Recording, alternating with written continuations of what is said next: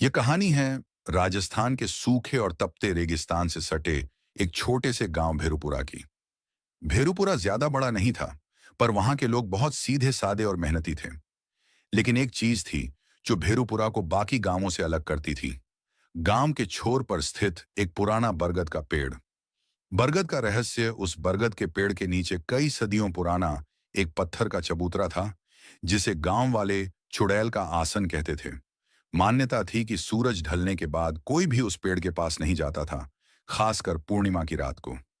गांव में सबसे ज्यादा हिम्मत वाला आदमी था सरपंच रामलाल का बेटा किशन। किशन इन कहानियों पर बिल्कुल यकीन नहीं करता था। उसका मानना था कि ये सब सिर्फ डरपोक लोगों की मन गढ़ंत बातें हैं। एक बार किशन ने गांव के कुछ दोस्तों के सामने शर्त लगा दी, मैं आज रात पूर्णिमा के दिन उस बरगद के नीचे जाकर दिखाऊंगा और साबित करूंगा कि वहां कोई चुड़ैल नहीं है। चुनौती वाली रात रात के ठीक 12 बजे गहरी चुप्पी और ठंडी हवा के बीच किशन बरगद के पेड़ की ओर चला। चांद की रोशनी इतनी तेज थी कि सब कुछ साफ दिखाई दे रहा था, पर हवा में एक अजीब सी सूंघने वाली बू फैली हुई थी। जैसे ही किशन चबूतरे के पास पहुंचा, उसने महसूस किया कि हवा अचानक थम सी गई है।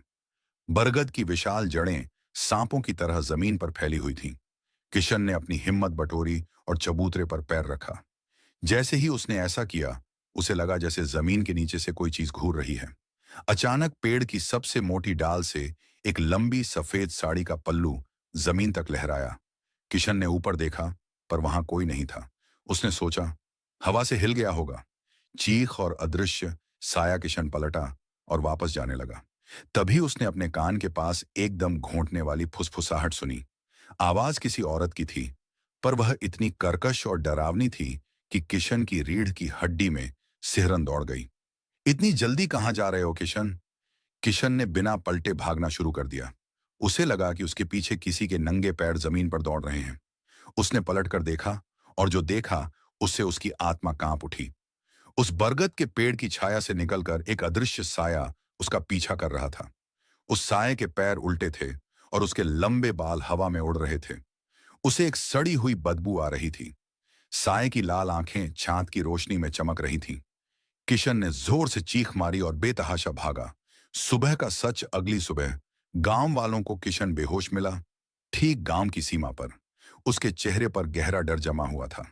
जब उसे होश आया तो उसने पूरी रात की घटना सुनाई।